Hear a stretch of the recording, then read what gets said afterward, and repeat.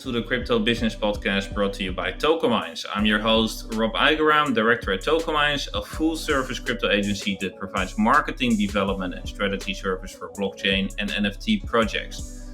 In this podcast, we will discuss any blockchain company that is relevant for businesses and entrepreneurs. Today, we'll go over the relevant news articles for this week. I have in the podcast with me Dev and Reinhart. Dev is a business development manager working in the blockchain field for several years now, and Reinhart is a data analyst working full-time on gathering and analyzing data in the crypto industry. Let's start first with our main news article for this week, which is India's updated crypto stance. Dev, can you tell us a little bit more about that? Sure. Thank you very much for the introduction, Rob. Appreciate that. So the theme this week has been to cover some of key international announcements. Right, several countries coming out and announcing their adoption of CBDCs. And for me, India rings a loud bell. On the Economic Times, India recently introduced their budget for the year 2022. And they announced that they're going to legalize, obviously, the use of cryptocurrency assets, but with the maximum tax bracket of 30%, right? So anytime there's a transfer of virtual cryptocurrency assets, they'll be taxed at 30%, and there's no deductions allowed at the time of declaring your taxes at the end of the year. So this goes into effect next year, April 2023. And while this is obviously a deterrent for a lot of people because of the maximum tax bracket, I think it's been perceived or received by the general public in a favorable way, because what it does is it diminishes any prior previously existing ambiguity around the country's stance of cryptocurrency, right? And with the CBDC now, and I think that will complement the existing payment systems. India has a strong payment systems, digital payment systems, that as it is makes paying for the smallest of transactions at a grocery store or a larger transaction is very easy. So with now the CBDC on the blockchain, I suspect or anticipate that locally they will now allow for borrowing and lending on a larger scale. So more DeFi apps that could be coming out of this place, and more interesting use cases in the D-app development sector that one could see coming out from India. Yeah, that was my first thought. That I think. Sorry, how does this crypto tax work then? This 30%. It's every time you make a transaction. How do they calculate? Right. So basically, what they're saying is that it'll be like a capital gains tax, for example. They've now considered at the same bracket. So at the end of the year, at the end of fiscal year, when you declare your gains and income, when you file taxes, this particular segment will be taxed at 30%. Right. So that's the impact that it has. With regards to taxation, at least, right? And there are other couple of impacts as well. There's one on regulation and obviously legal consequences that come off of this, right? So jurisdiction, the legal system will have to also adapt to this new ruling, and from that standpoint, there's more positive sort of resonance in the general public here, or at least in the news media that we read of. I saw with clarity now. This as well. That he also responded quite positively, right? He was saying finally some serious regulation, but too bad about the tax. But in general, yeah, correct. And it's also coming from pretty high up, right? It's pretty sure that this is gonna happen. Right, it's in the annual budget, right? So anytime there's a fiscal budget released every year, that's official dictum essentially, right? It gives clarity on what's happening with regards to investments. It gives clarity on what those sectors of investments will be, how FDI, which is foreign direct investment, will play a key role, how foreign manufacturers can come establish their businesses here, and among other things, where the nation's priorities lie with regards to infrastructure, which is roads, constructions, you name it, education, right? So now it's interesting to see that with India, this plays has an important impact, because India has not yet established itself as a key economic player. It is growing at a rapid pace. It's got a strong economy, projected to grow at a rapid pace, but it's not the US, it's not France, it's not the UK, right? Where a CBDC would have a positive impact in India, it may have, or it may be received negatively in the US and in the West, where liberty takes a greater precedence, not ease of government control, right? So that sort of ties me into the next article that I wanted to share with you, which is an op-ed piece on Newsweek, where the editor and the authors are frowning upon the U.S. is welcoming or piloting a CBDC program, right? It's kind of follows the same path as in the footsteps of China, where they're already piloting their CBDC with millions of people already transacting, daily consumers and whatnot. In the U.S., obviously, yes, they'll have, again, better transparency on what's happening with their currency and what kind of transactions are taking place. But there's a huge concern about sovereignty and liberty and the implications that they have on knowing and maintaining the data, right? So another key thing to look at is the fact that this is all on the blockchain. So the data of every individual consumer now is going to be on that blockchain, which the central government would have access to, which is not the case right now. So people are up in arms about that aspect of the CBDC, at least in the US. What are your thoughts there, Rob? Yeah, I think the privacy issue does make a lot of sense, but at the same time, I don't know which technology they will base it on, but I do know that, for example, Ethereum is working on implementations to allow for more privacy in transactions, and for sure there are other blockchains as well that already have this feature. So I think it doesn't necessarily need to mean that all the transactions are visible for everyone, but I'm not sure what technology they will use for this. Right. And speaking about new technology, my last and final article to complement our talks on CBDCs is the one by theblockcrypto.com. Here we have Sella, which is an open source software blockchain that launched a stable coin which was pegged on the Brazilian real, right? And it's been already introduced, and again, this is now, it reminds me of what India has done with their introduction of their plans for a CBDC. Here, it's a stable coin pegged to the real, but again, the use cases will be similar, I feel, where the BRIC countries now, which are gaining a momentum in economic growth, are trying to be the incumbent nations when it comes to use cases for DeFi applications. So for businesses looking to leverage blockchain, you can definitely see a lot of use cases coming out of Brazil and Latin America wanting to leverage the blockchain and cryptocurrency, and now this stable coin, which they think would remain stable. Obviously, depends on how the real does going forward. We will see use cases coming out with regards to, again, financial lending, borrowing, banking on a larger scale. Yeah, definitely interesting. And Rod, your thoughts here? Yeah.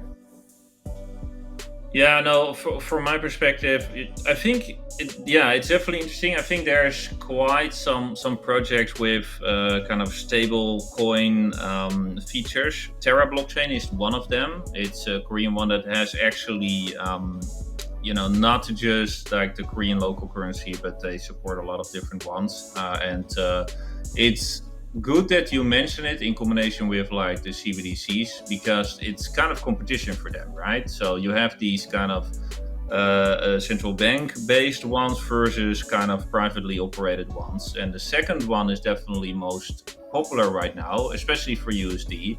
So there's a lot of people also talking, okay, why do you even need a CBDC? Because we have already very well working stablecoins as is. Yeah, those are my thoughts about that. What about you, Reinhard? Okay, yeah. So I heard about it. Like they have said multiple times about the India is emerging market, right? And yeah, it's kind of related to me because I found an article about the also coming from emerging market nation. Like this time, I got a brought an article from m mcrypto.com. So here, as we can see, like Indonesia trading regulators approves trade Bitcoin. Yeah, like it has been like a month uh, after the rejection from OJK, like the finance institution in Indonesia. They reject that cryptocurrency should be banned in Indonesia.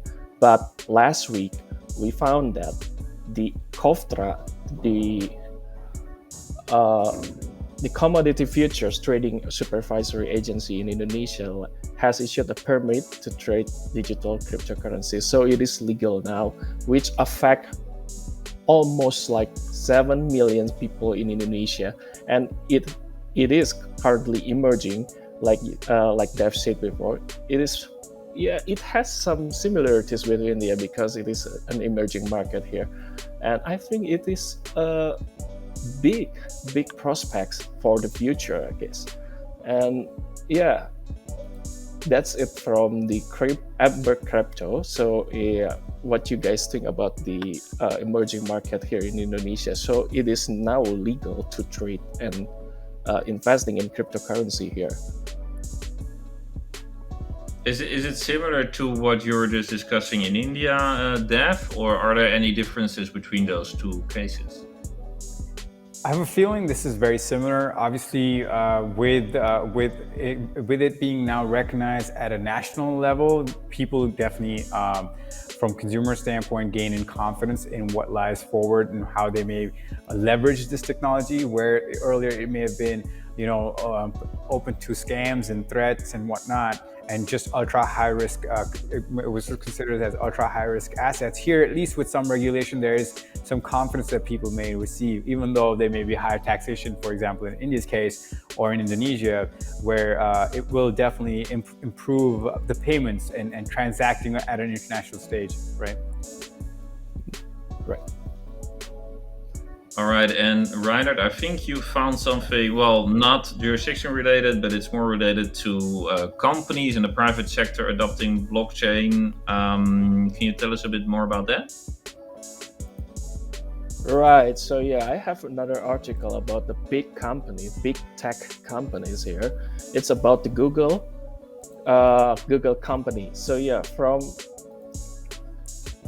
last week, we heard that Google is currently launching their teams on digital assets. Like they are making new division to working specifically on digital assets because it is currently emerging, and the terms of the cryptocurrency also inspired them. And just now, just like almost, yeah, like a week ago, here's the newest news from cryptopotato.com. Like Google officially launched a digital assets team. Like yeah, from before we just heard that Google, we are working on the new division. We are working on new division, but now it is officially launches, and it is currently under Rich Whitman leading. So yeah, he is a well-known technology lawyer there, and we can see here like they want to like approach a little bit broader. So they hope to use blockchain to offer services for building, transacting, and storing value, and also launching products in the cloud. Not only just like the Filecoin and Sia at the forefront. So yeah, they want to make it like in a bigger, broader approach there to make a new like new solution on technology.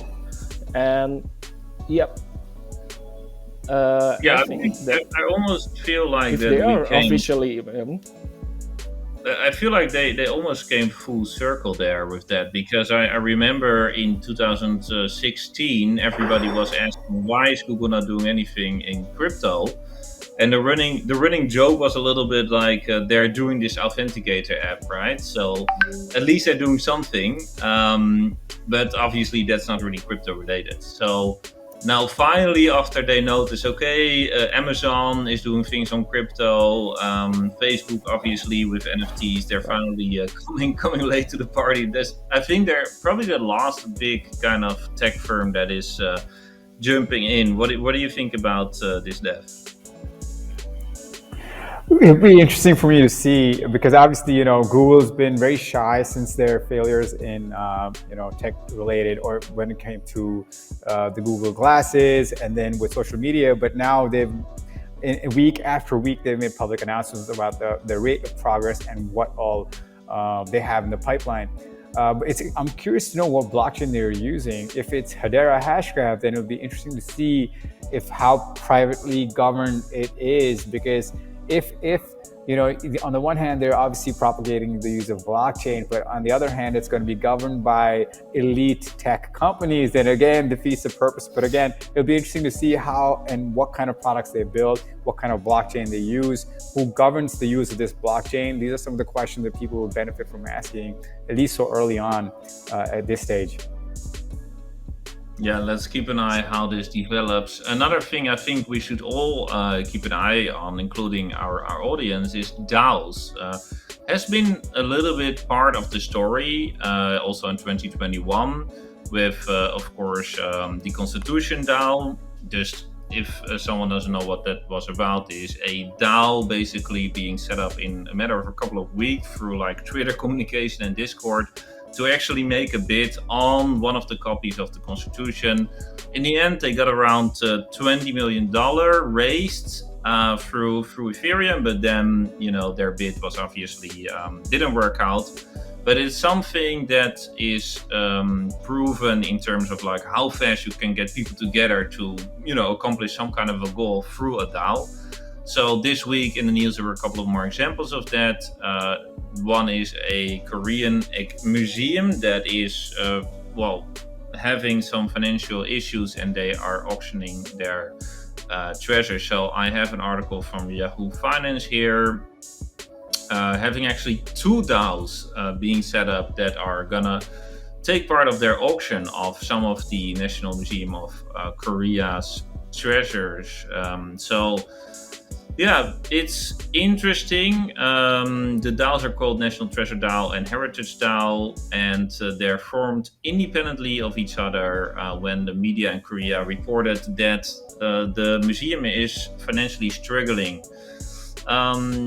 So let's see how this will turn out. But that's definitely something that is popping up more and more. Related to this is an article here from Business Insider, which is about an existing DAO. So obviously, DAOs are also tightly related to NFTs, because some of them actually have a treasury of NFTs inside of their DAO, and the members that are part of the DAO, they own basically fractional ownership of those NFTs. So this is a particular DAO that has a good collection of Bored Ape Yacht Club NFTs, which of course have their floor price quite seen increased in the last months, and it's one of the most successful NFT projects out there actually.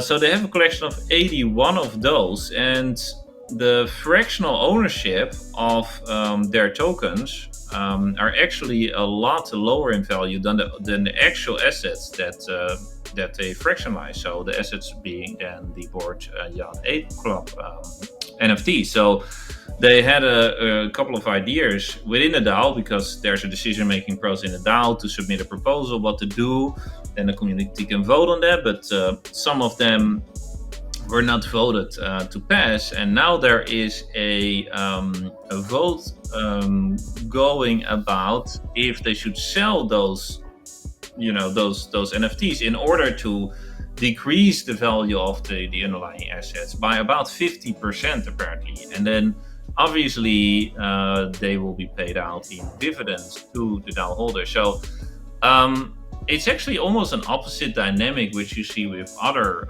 DAOs, where the fractionalized ownership tokens are a lot higher valuated than the actual underlying assets, and obviously in the last 2 weeks with some pressure in the market, that value will drop as well. But in this case, it was the opposite. Maybe because it was an NFT kind of treasury that was backing it.